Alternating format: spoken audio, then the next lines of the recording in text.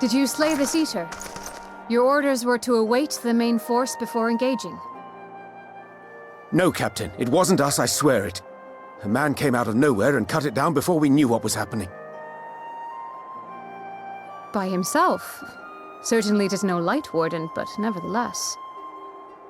It's true. Felled it with a single swing of his axe, he did. I've never seen anything like it.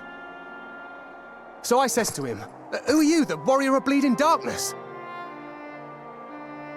And he says, "No, I'm a warrior of light." And that was it. Buggered off as quick as he came. A warrior of light? Why would someone go around calling himself that, though? It was those bastards who caused the flood. I mean, if you were going to pretend to be anyone, it'd be her, the warrior of darkness. Eh? Oh, I didn't know. It's an honor.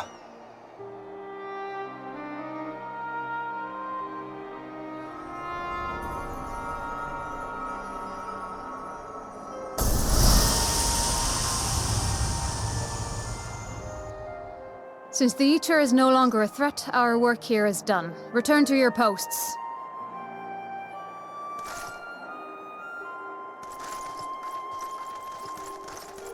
I had hoped to fight at your side today, but I'll continue to follow your example, and may we meet again.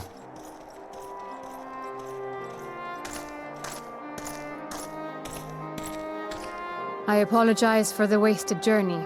It seems I overestimated the threat. As for this warrior of light, I do not know who would be brazen enough to take that mantle for his own. Whatever it may once have meant, it is forever tainted by the association with the Flood. The Exarch told me the truth of Ardbert and his comrades' deeds, and I am aware they played some part in your own triumph. But to most, they are synonymous with the calamity that befell this world. Still, if this man is minded to destroy Sin Eaters, I may forgive him his unfortunate choice of alias. But that is neither here nor there. I thank you for accompanying me. With that concluded, shall we return to the Crystarium? There is a proposal I should like to make.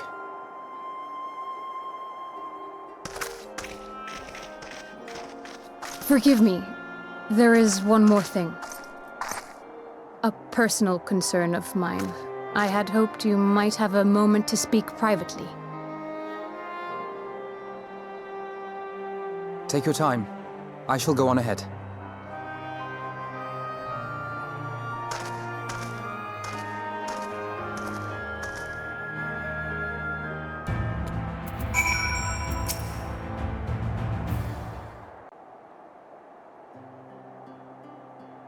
I will not mince words. This matter concerns the Exarch. Though his countenance belies his age, his demeanor never has. He has seen more than any man should and grown ever more weary with time. But I see I give the wrong impression. While it is true he attempted to open a letter with a salmon fillet the other evening, we are not here because I suspect his mind is deteriorating. Nor do I believe him to be so maddeningly unconcerned by the prospect of his own death as he once was. Indeed, the opposite is true.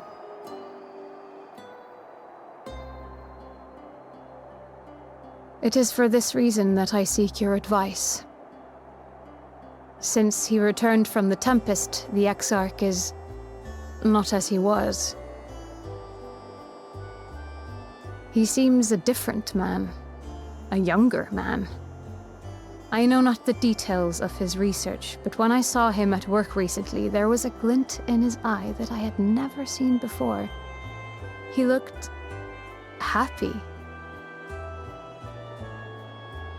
It was as if he had peered into the future and for the first time found joy there.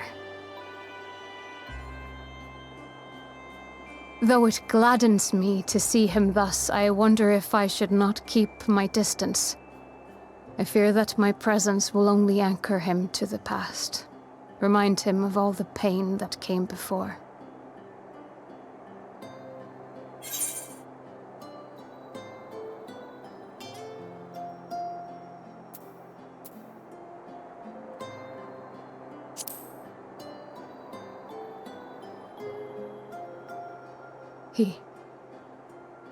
Are you sure? Then perhaps we might remain as we were. As we have always been. What a relief. In that case, I will have to speak with him about the amount of time he is spending at work. This research is important, I know, but if he refuses to consider his own health, I will have to consider it for him.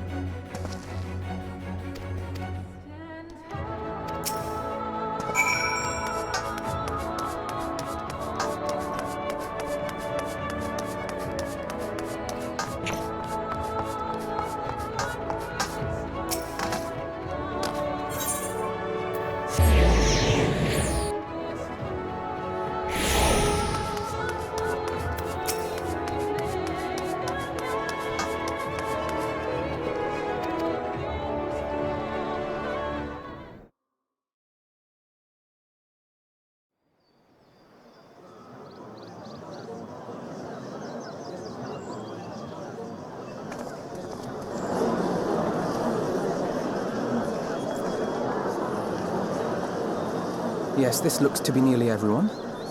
Let us begin, shall we? Though I am usually the first to hold forth at such events, I think on this occasion that honor should fall to you. They would be more inclined to take the word of the Warrior of Darkness. Indeed. In light of the subject matter, who better than thee to speak these truths?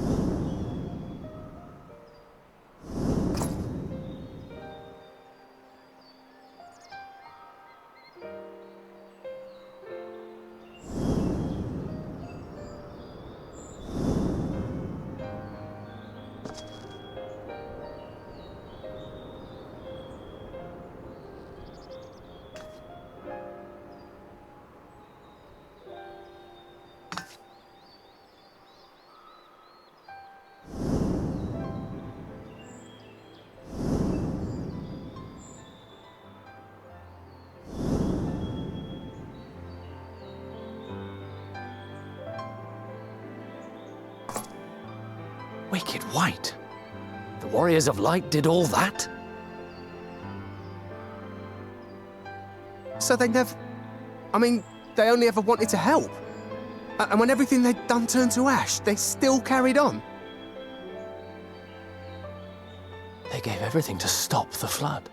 First their lives, then their souls. And they managed it too, in the end. They saved us. And we cursed their names.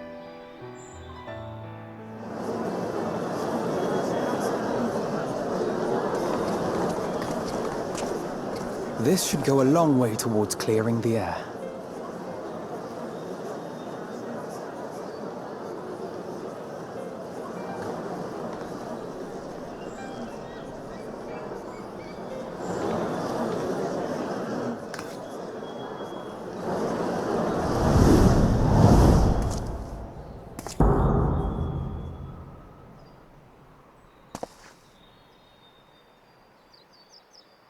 Impossible.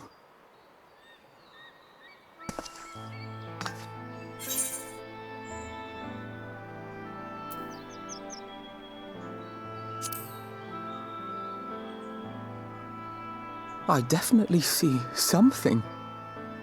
You don't think it's a ghost, do you?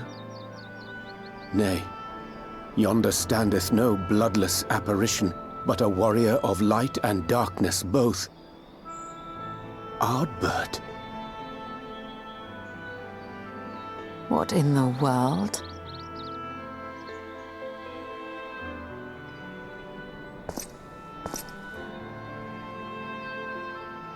It's you! The one who slew the Eater!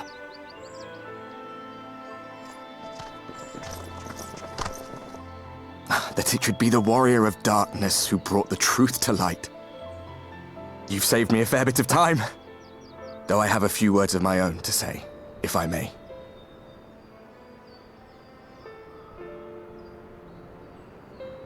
People of the Crystarium! I am Ardbert, one of those you know as a Warrior of Light. That's impossible. You should be dead. Aye, that I should. But as the world has been given new life, so too have I. I know not why I, and I alone, have been gifted this chance. But I do know this. Only by the will of the star itself could such a miracle come to pass.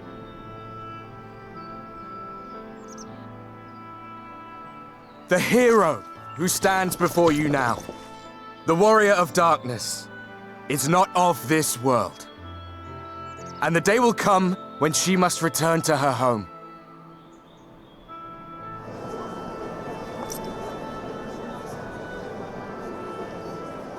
But this land is our home. And if it is to remain so, now and forevermore, It is we who must protect it. The time to rely on saviors from afar has passed. It is you who must rise. You who must become the new warriors of light! What? Us? Warriors of light?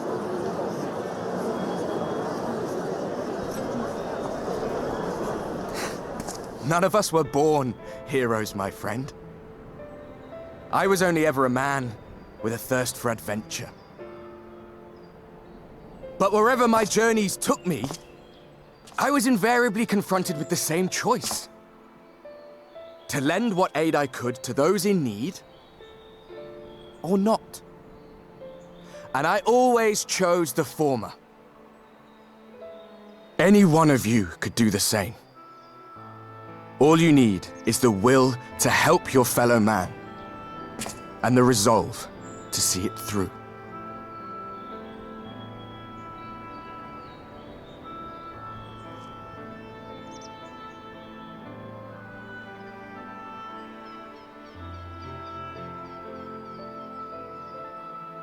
From thine own lips did we learn of Ardbert's fate, and by thy countenance I gather thou art not inclined to recant thy testimony.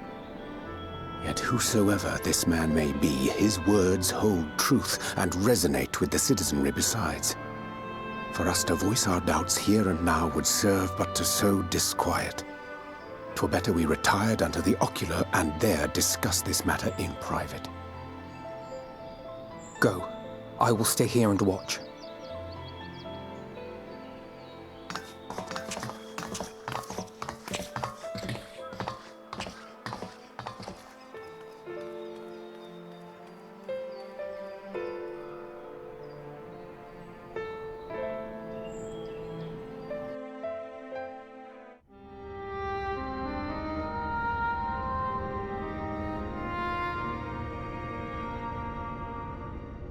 So, that is a warrior of light of the first.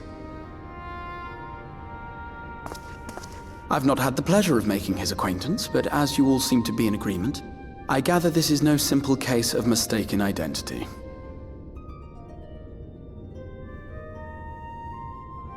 As far as I was able to discern, that was indeed Ardbert. It has been a long time, but not that long. Could he truly have been resurrected as he claims?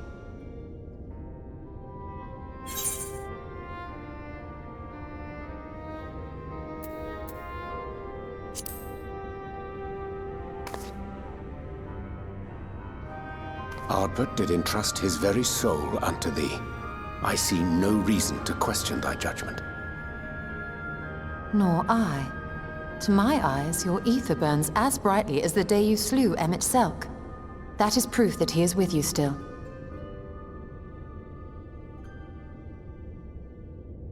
Yet that which standeth now before the people is far more than a passing imitation. I am reminded of the cardinal virtues, though a sin-eater he is not. Which leaveth but one plausible explanation. That he is an Ascian.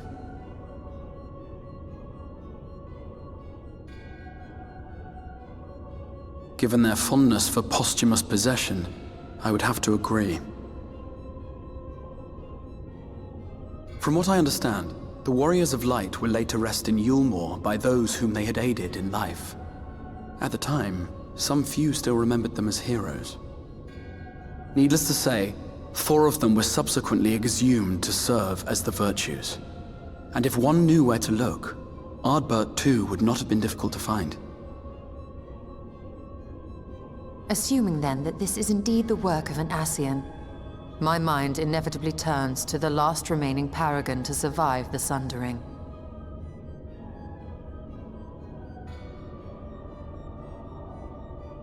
Elidibus.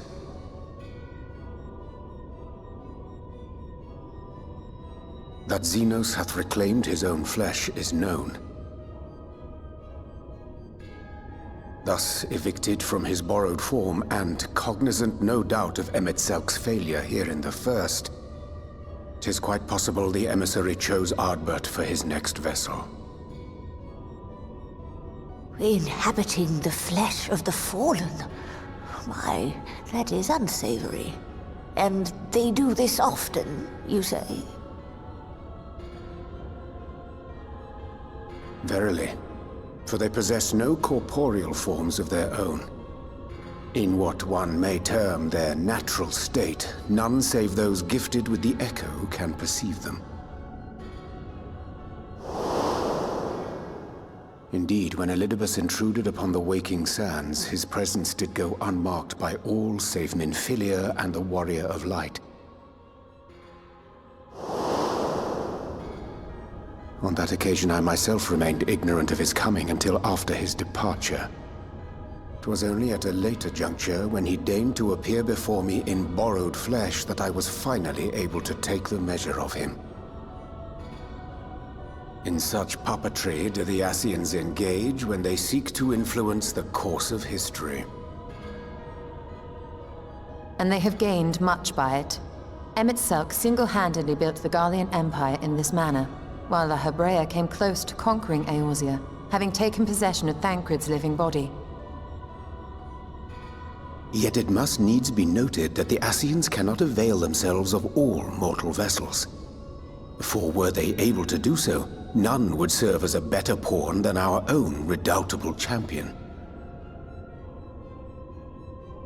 Mayhap the blessing of light shieldeth Hydaelyn's chosen from Ascian influence. Or mayhap other forces are at work. We cannot say for certain. Whatever the reason, I hope it holds true. I dare not contemplate what might come to pass otherwise.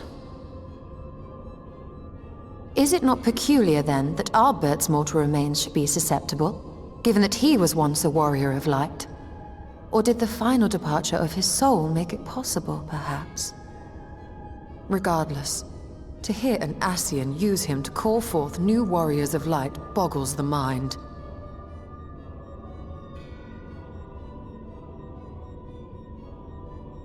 Elidibus hath ever been an enigma, his ostensible purpose being to preserve the balance between light and dark. When he made overtures towards me, however, I was afforded a glimpse behind the mask of the self-appointed emissary. I shall not defend mine actions, undertaken in pursuit of a better understanding of our foe as either wise or prudent. Nevertheless, what little I did glean may now prove useful. Elidibus possesseth a subtle mind, practiced in the art of manipulation. That he coaxed this star's most valiant heroes as far as the source with naught save half-truths is no trifling feat. And now I believe he doth employ his skills once more to some as yet unknown end. Though naught is certain, should my suspicions prove true, we shall have need of all our wits if we are to uncover and thereafter thwart his plot. Agreed. 'Tis plain that simply speaking out against him will not avail us. At best, it would only serve to confuse the people. And I would hesitate to do anything which might tarnish Ardbert's reputation once more, nor yours by association.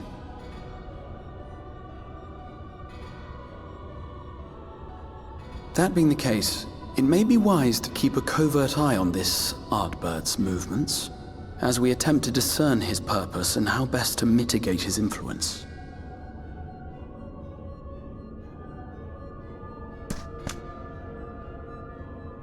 His performance appears to have concluded. What now?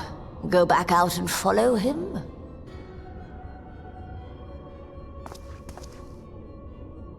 'Twould appear Master Alphino already hath pursuit in mind, and I suspect one pair of eyes shall better serve our cause than half a dozen.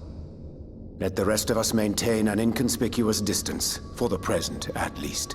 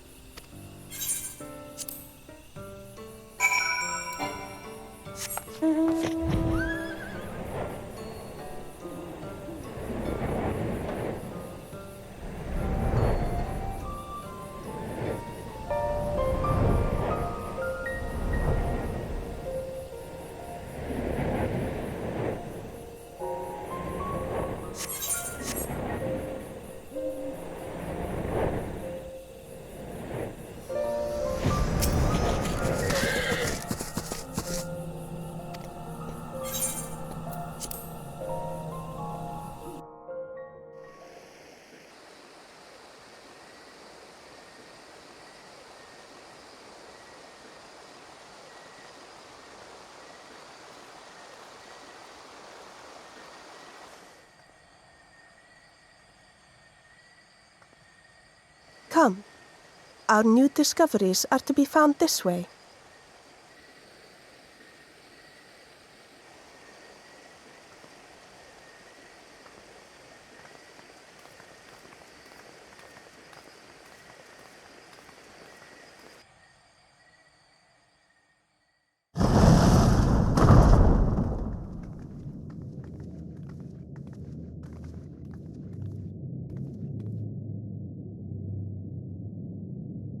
The people of Ronka are known to have venerated animals, but these features do not match those of any indigenous species.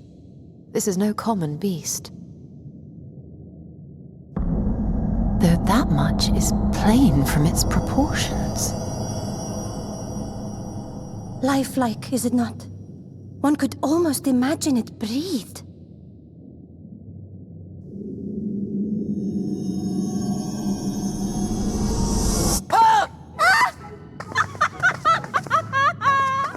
Why you... Ugh.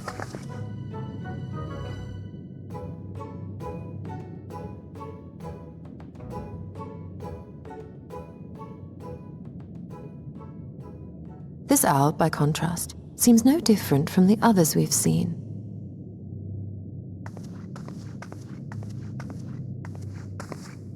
The sealed door lies ahead.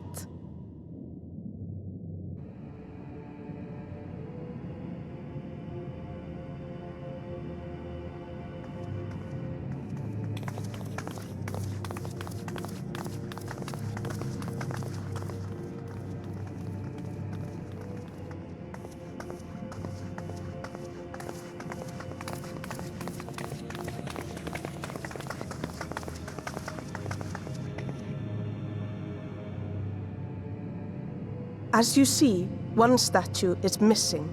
I expect we are meant to replace it as before.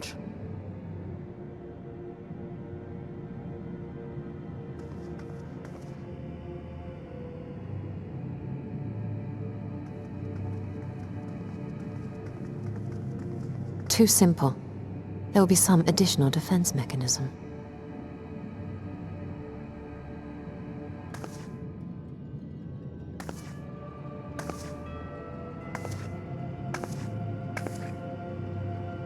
Just a moment. There are words carved into the stone.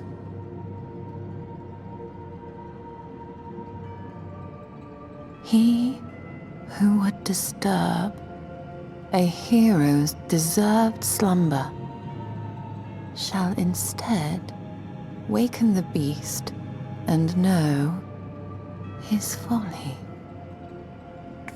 Wait! Don't!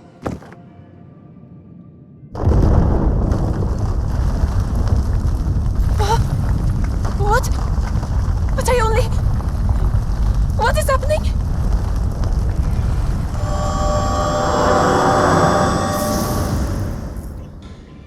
Oh no, oh no, oh no, oh no, it lives!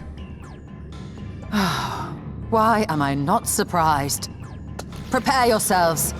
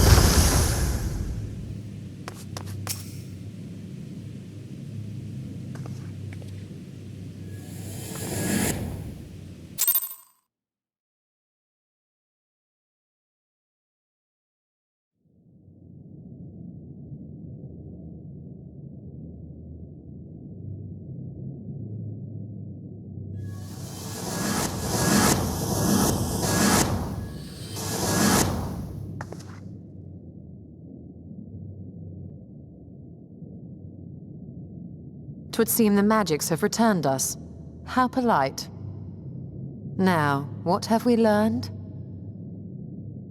Ah, we were bound to run into a living statue eventually. And now we can open the door.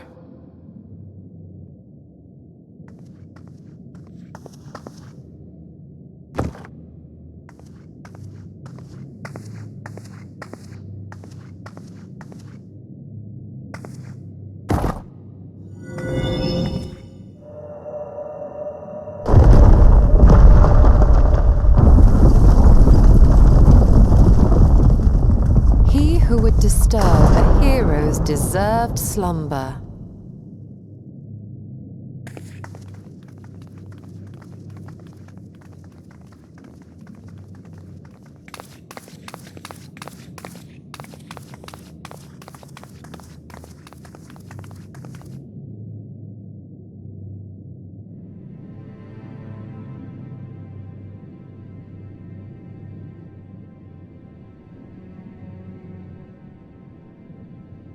A tomb, just as I thought. Befitting a hero.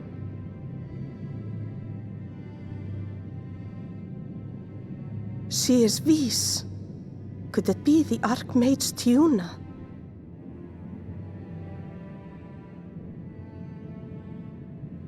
A legendary hero of Ronka, as you surmised. The tales tell of how she smote entire armies with a single incantation. So potent was her spellcraft, though she ever fought in the name of peace. I thought them no more than tales. To think she really existed. Well, I for one always believed.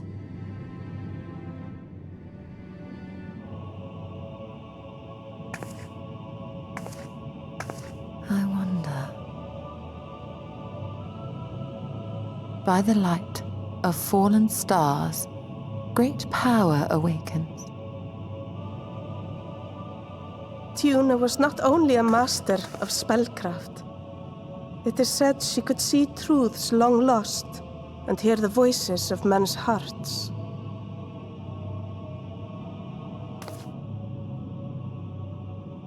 Naught less than the echo. In which case, none of this is mere coincidence.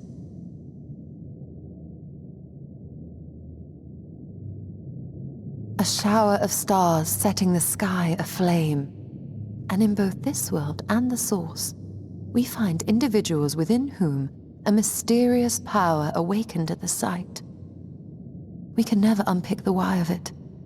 Now, however, I believe we might.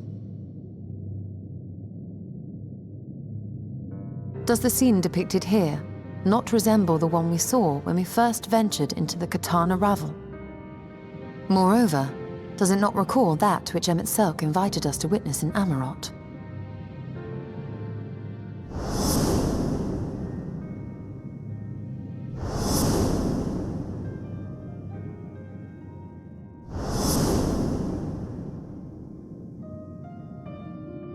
The final days. If, as the Exarch's research suggests, soul and mind share a fragile yet profound bond, might it not be possible for an event to leave such a deep imprint upon the soul that it could be perceived eons later, given a suitable trigger? The echo defies explanation by conventional etherological theory, or shall we say modern etherological theory. But if it is a power that once belonged to the ancients, to souls yet undivided,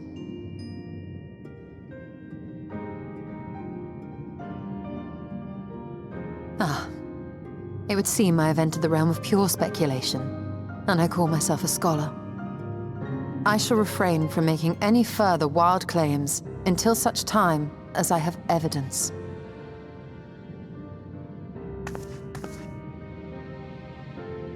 Still, I cannot choose but be reminded of our experience in Amarot.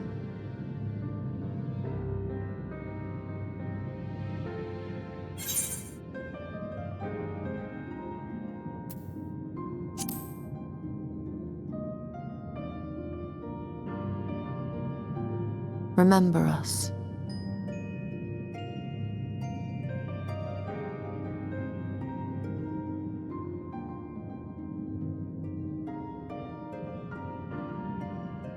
History is learned, not lived. We have always protected the tales of Ronka, just as we have protected this place. But we are mindful of what our mothers taught us. We see the past through our own eyes and speak of it with our own words. Thus do we come to understand it in our own way. But this is not the same as remembering.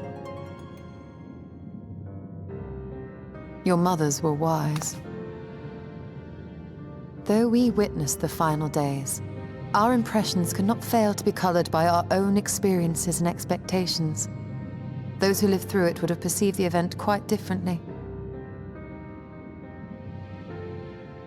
We must bear in mind that it is no simple matter to keep the truth alive, or it will die with Emmett Selk and his kin.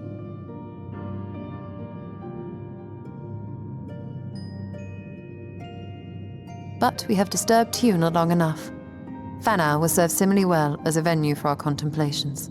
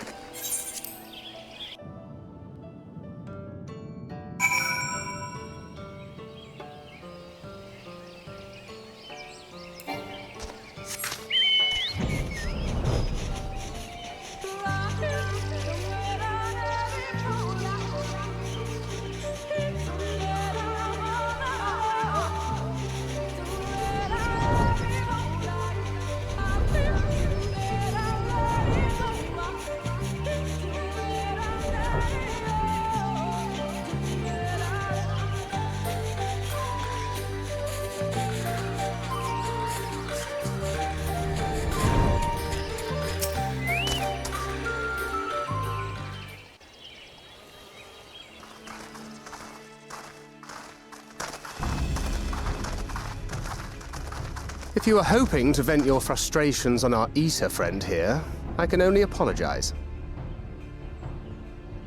Few as they are now, it took us no time at all to track it down. That suits our purpose perfectly. Now we need only wait for Ardbert to arrive. Weren't you two meant to be attending to the empty?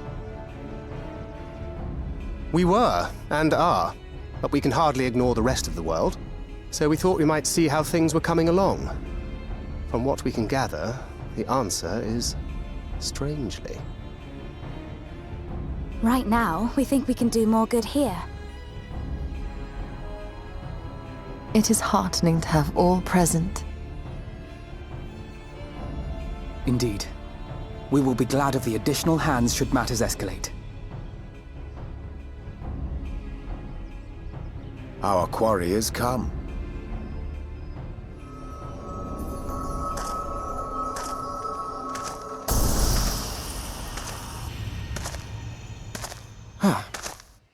It seems I've lost this particular race.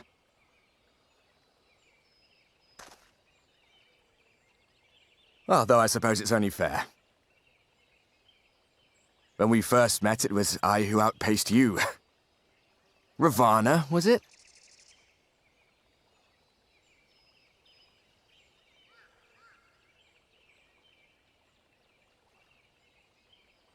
But where are my manners? I wouldn't be here were it not for you, and I have yet to say a word of thanks.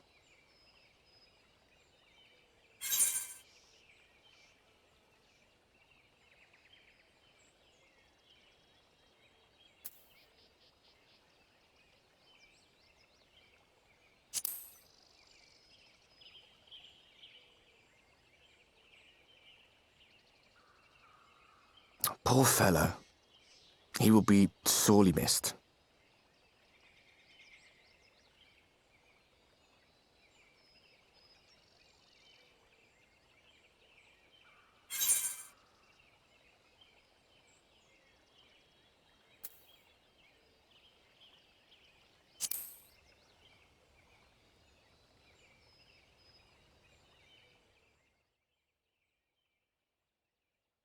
Very well. Let us forego this pretense. After all, it was never you that I needed to deceive.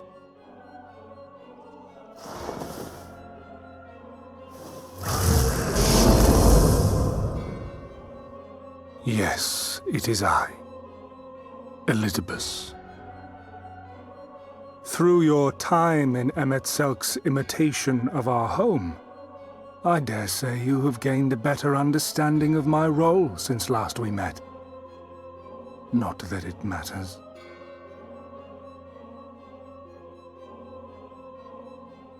We understand your role, emissary, but not your goal. What is it that you seek to achieve? I seek to enact the will of the Convocation, of course. If it helps you to think of me as but another Ascian, no different in nature or purpose from the rest, you are welcome to do so. Once, I would have said your goal was destruction alone. Now I understand that you fight for something you love, just as we do. Yet though we seem doomed to clash, I bid you consider Emetselk's final words. Remember that we once lived, he said. Had he not seen some glimmer of hope in our kind, I do not believe he would have spoken thus.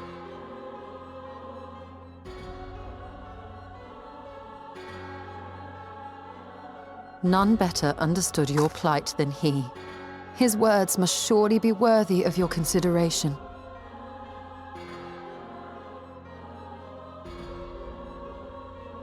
Emetselk. How very unlike you to err so gravely.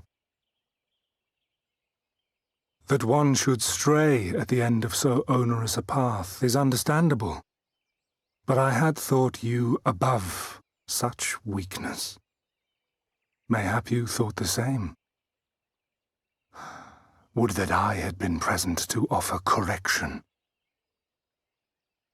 But I shall do so now, as is my duty, and return all to its proper course. As for you, look at yourselves. Look at your history. Look back 100 short years to how your greatest warriors were undone. And now, at but a word from me, you raise your hands in answer like the puppets you are. Naught has changed. You fail, and you fail, and you learn nothing. Allow that which is most important to slip through your fumbling fingers like so many grains of sand, again and again and again, and you would remember us. You do forget yourselves.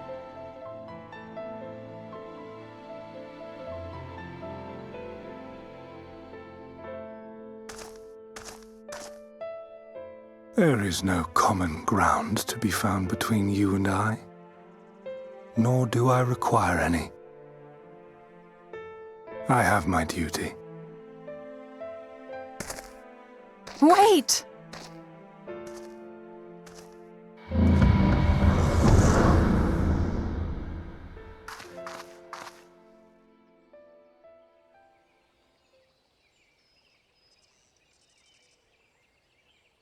Well, we have confirmed the identity of our foe at least, and 'tis safe to say his objective is the rejoining. But we still have no idea how playing the part of a warrior of light will further his cause, nor why he would spur others to do the same.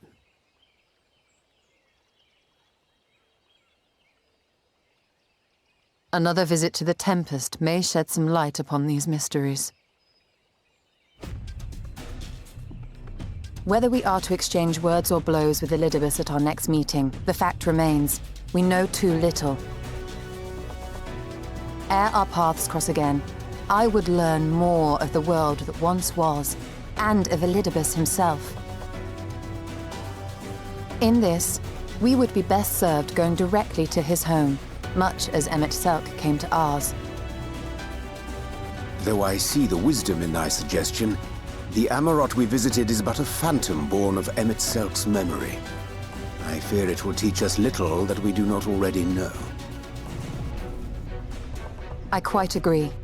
Yet the ruins of the actual city remain unexplored. Given the vastness of the Tempest, I should not be surprised were there more such structures like to those in which the Ondo reside.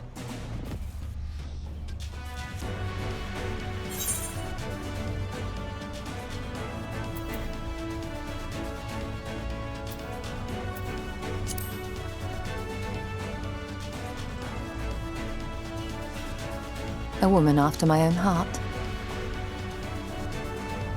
Assuming we are all in agreement, then I suggest we first pay a visit to the Ondo. If anyone can tell us where more ruins are to be found, it is them.